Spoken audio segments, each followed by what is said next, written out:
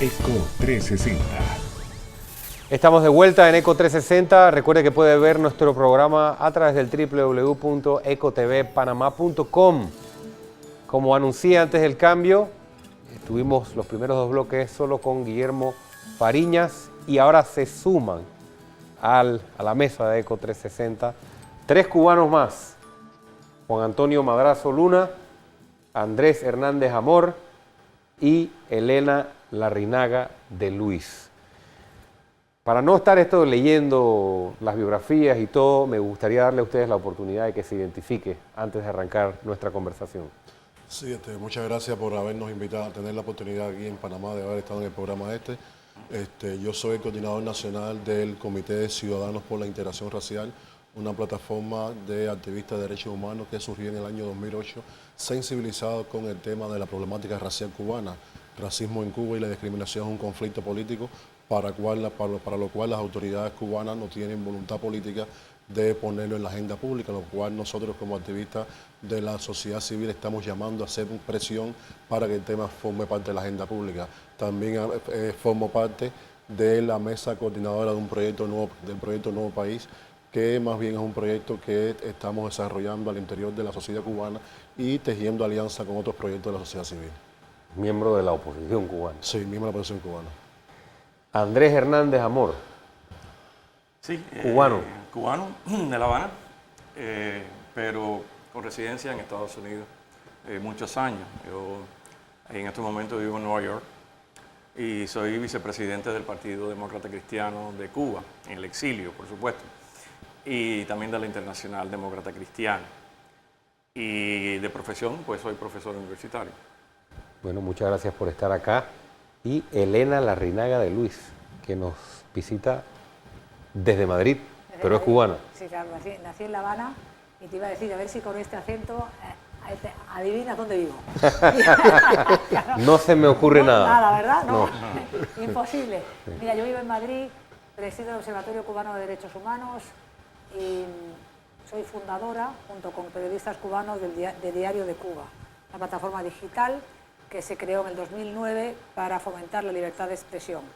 Y el Observatorio Cubano de Derechos Humanos se creó no simplemente para denunciar la represión directa en la isla, que por cierto este mes pasado han sido 486 detenciones, 60% de las cuales han sido a mujeres. Quiero dejar el dato aquí para que quede constancia, sino por ejemplo como lo que estaba comentando Madrazo, la discriminación racial, por ejemplo la falta de información, tantísimos derechos que se conculcan a los cubanos, ¿no? Pero bueno, es un tema muy extenso que ya tocaremos aquí. Había hecho la pregunta antes del cambio comercial para trazar una línea de los dos bloques anteriores y creo que habíamos quedado acá.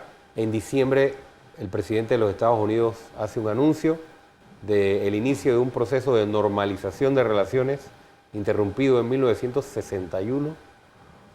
¿Qué pasa a partir de ese momento y cómo está ese proceso?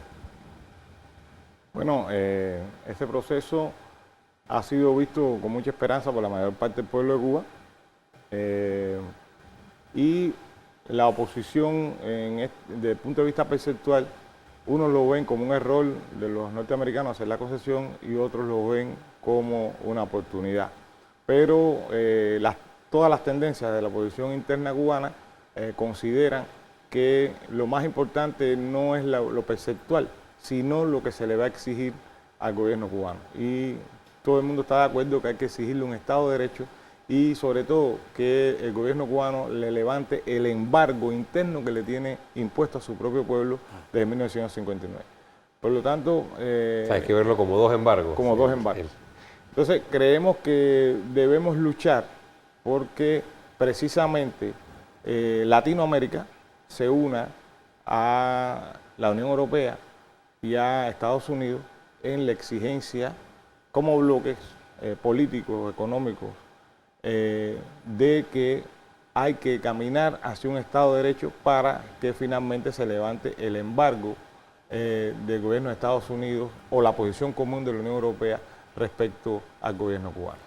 Señor Madrazo, ¿la oposición participa de este proceso o hay alguna injerencia para que estas demandas y estas peticiones Cuéntenos un poco de eso. Sí, la oposición participa de este proceso e incluso yo particularmente he sido de un bloque dentro de la oposición que hemos siempre defendido el levantamiento del embargo.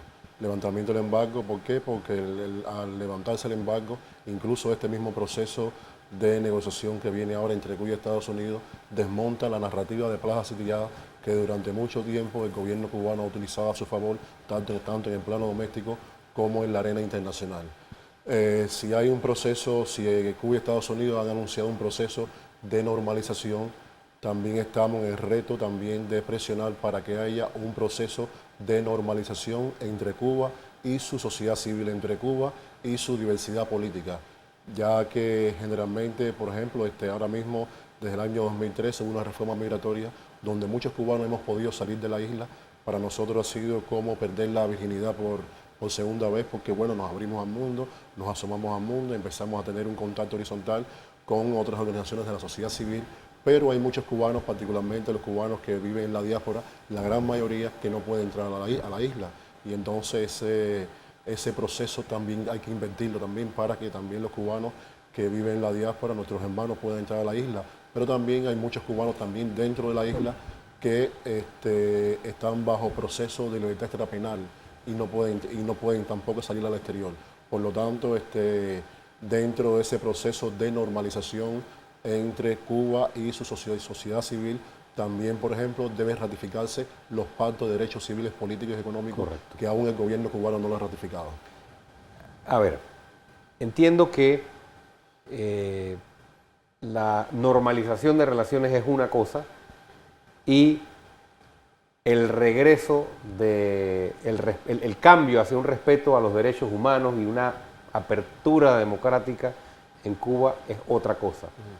Lo que ustedes están planteando es que se tiene que aprovechar este proceso para que se les dé igual importancia a la normalización de las relaciones, el flujo de inversiones hacia Cuba y el cambio en materia de derechos humanos, porque podría no ocurrir. Sí, realmente generalmente este proceso de normalización entre los dos países va a ser un campo de muchísimas oportunidades. Un campo de muchísimas oportunidades porque va a permitirle a Cuba que se infiltre en toda esta frontera del conocimiento. Por otra parte, en nuestra diáspora hay también una comunidad empresarial exitosa que también está fuera también de este proceso de inversión en la isla. Es decir, también debe normalizarse esto. Y por otra parte, el proceso de negociación entre Cuba y Estados Unidos parece que se va a estancar en el tema de derechos humanos. Es decir, cuando es el tema de derechos humanos, incluso mañana mismo, este domingo, comienza su visita la subsecretaria de Estado Roberta Jacobson.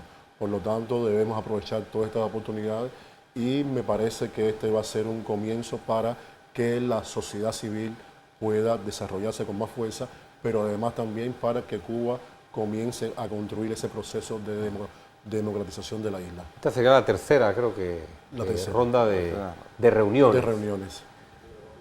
Importante también hablar, bueno, del tema de derechos humanos creo que se podría hablar de muchos aspectos, ¿no? Pero me gustaría antes de cerrar este bloque pasarle la palabra a Andrés Hernández Amor para que nos dé su visión de esto mismo, ¿no? De este proceso que está ocurriendo y lo importante del mismo para que derechos humanos, el tema comercial, entre otros, caminen de la mano.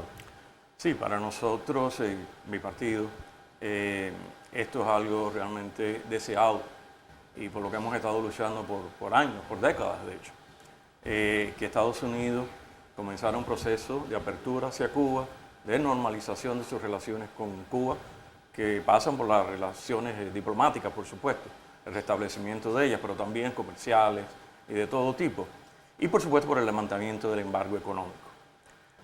Nosotros lo veíamos como una necesidad, o lo vemos, como una necesidad precisamente para que se pueda levantar ese segundo embargo del que nos hablaba Fariña y Madrazo.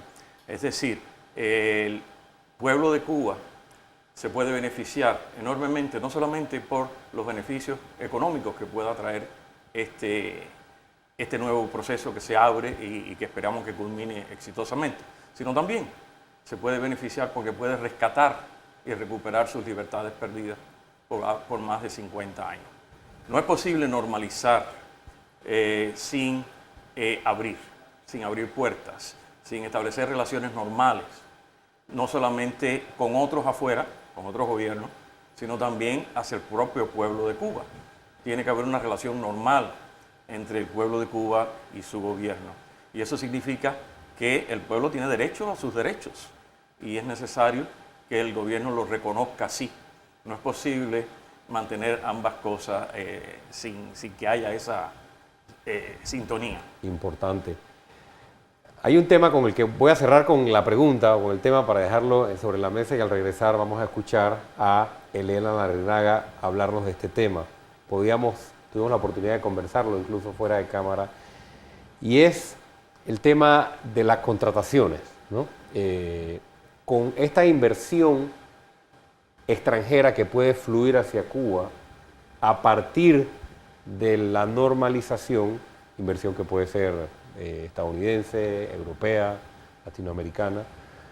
Hay un tema muy importante con respecto a si las empresas que invierten en Cuba van a tener la oportunidad de contratar libremente personal cubano, o el gobierno cubano va a querer mantener un control sobre esto. Eso lo vamos a ver en el próximo bloque, y también es importante hablar de libertad de expresión y otros temas que tenemos por delante. Nos quedan todavía 2 bloques completos con nuestros amigos cubanos que están hoy en Eco 360. Estamos hablando de las relaciones entre Cuba y Estados Unidos, que a partir del anuncio de diciembre no empiezan a normalizarse, empiezan las conversaciones o el proceso para esta normalización. Y en el último bloque vamos a hablar también de qué rol pudiera tener Panamá, o puede jugar Panamá y otros países de Latinoamérica en este proceso de exigir que no solo haya apertura comercial, sino que también haya un levantamiento del embargo del gobierno cubano sobre sus propios ciudadanos en materia de derechos humanos.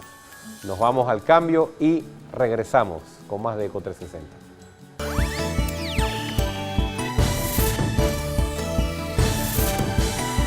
Eco 360.